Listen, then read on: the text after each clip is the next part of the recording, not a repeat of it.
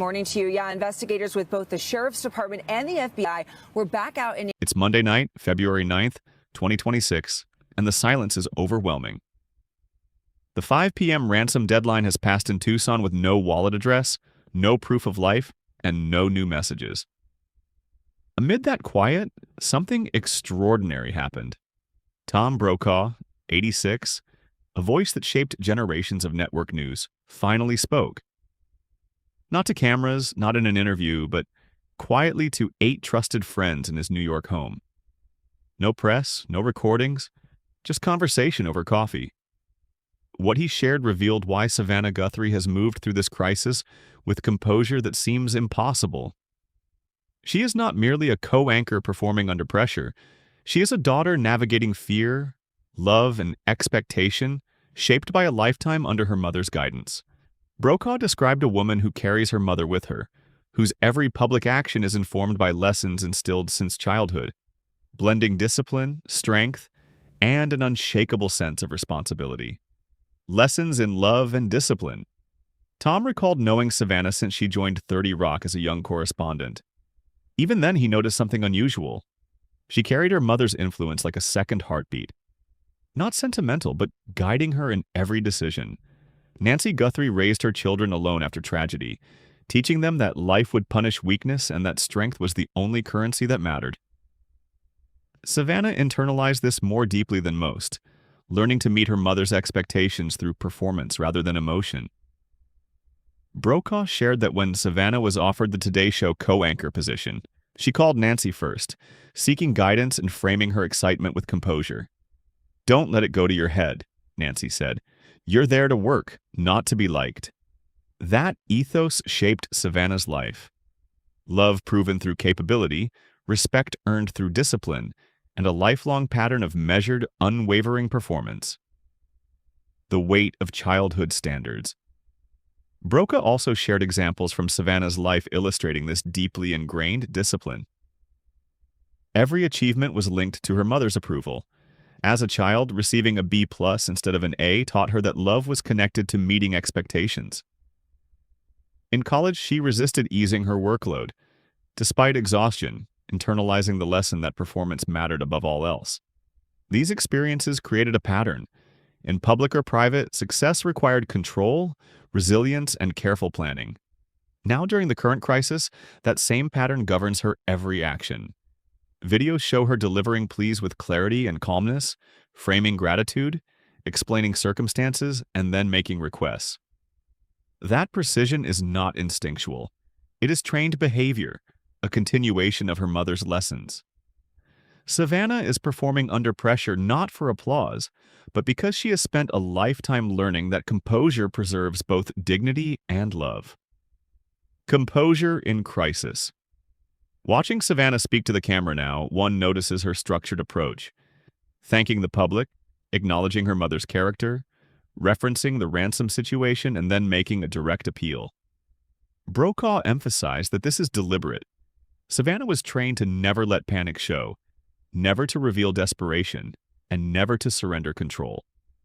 In her mind, maintaining composure is not only professionalism, it is honoring a standard set by her mother. In private moments, Brokaw has seen her briefly cry, then immediately compose herself. Her rare displays of emotion are short, controlled, and functional rather than indulgent. This conditioning allows her to handle immense pressure, but it also risks personal exhaustion. At the core of her actions is a complex mix of love, fear, and a lifelong drive to meet the expectations of the one person who has always mattered most. The February 7th. Video The February 7th plea, where Savannah said, "We will pay," demonstrates this pattern vividly. Brokaw described feeling a physical shift watching her deliver the words. No quivering, no pleading, no visible fear, just clarity, resolve, and dignity. She sounded like a lawyer presenting terms, or a commander giving orders rather than a daughter pleading for her mother's life. Even as she offers millions to save her mother, her internalized lessons demand composure. The chain of command, her mother's rules, her upbringing, is still intact in her mind, guiding her actions. Savannah is performing for the only audience that has ever truly mattered to her, her mother's expectations, carried forward even in her absence.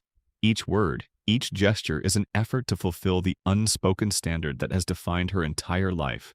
The weight of expectation. One question that hung in the room: is Savannah terrified of failing her mother even now? Brokaw answered firmly, she is. Not in a mystical sense, but as a student fears a final exam. Even with her mother missing, possibly in danger, Savannah measures herself against the standards instilled decades ago. If she falters, she fears she will have failed the one relationship that has shaped her identity since childhood. Brokaw described her carrying two burdens: the immediate crisis of her mother's absence and the inherited expectation that she never display weakness. These combined pressures shape every public action, every statement, and every expression of composure, making her extraordinary but also exposing the fragility beneath the steel. Her strength is a product of love, conditioning, and devotion, yet it is also a source of potential emotional strain. Childhood memories and lifelong lessons. Brokaw recounted moments that reveal how deeply these lessons were embedded. Savannah's rare tears were always functional, acknowledging a setback, then immediately returning to action. Once, after a professional stumble, she confided to her mother, "You've handled worse. Handle this, so I'm handling it." Even then, her mother's guidance emphasized fixing mistakes rather than dwelling on them. These moments shaped Savannah's approach to crises: analyze, respond, control, and endure. Every public interaction is infused with this mentality. During the current emergency, she thanks, acknowledges, and negotiates with precision, adhering to the standard instilled in her. Her actions are not performative for the outside world. They are expressions of lessons internalized over decades, a continuity of a parenting philosophy that measured love through competence and resilience. Strength and vulnerability. Brokaw reflected on how this discipline, while giving Savannah extraordinary resilience, also limits her capacity to be vulnerable when it is most necessary. In moments of extreme stress, vulnerability is essential, yet she has little practice in expressing it. She has been trained to maintain control at all times, and this conditioning now functions both as armor and as a weight. Her composure is a lifeline in the crisis, but Brokaw expressed concern that sustained pressure may eventually overwhelm her. Each public statement is carefully crafted, every gesture measured. This is not detachment. It is survival under extreme conditions, guided by a lifetime of expectations and a devotion to the standards her mother instilled. It is both remarkable and heartrending. The human story behind the crisis.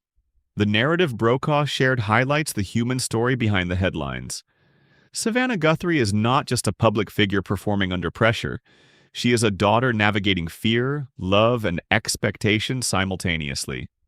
Her every action is informed by lessons learned since childhood, to remain strong, disciplined, and composed. Her mother's philosophy, that love is earned through invincibility, continues to guide her even in her mother's absence. Observing her now, one sees both remarkable courage and profound personal strain. Her composure is both protective and constraining, and understanding this gives a deeper appreciation for what she endures daily. She is not merely fighting to save her mother, she is carrying decades of emotional conditioning and striving to honor the one relationship that has defined her sense of self. A call for compassion. Brokaw's final point was a plea for understanding and empathy. The world witnesses Savannah's public composure but rarely sees the burden behind it. The daughter viewers see on camera is also a woman balancing fear, responsibility, and lifelong expectations. When, God willing, her mother returns, she will need more than safety. She will need reassurance that she no longer has to perform for approval. She will need permission to be human, to let down her guard, and to stop carrying the weight of perfection. Brokaw's words were a reminder. The extraordinary discipline and strength displayed publicly are rooted in decades of love and expectation.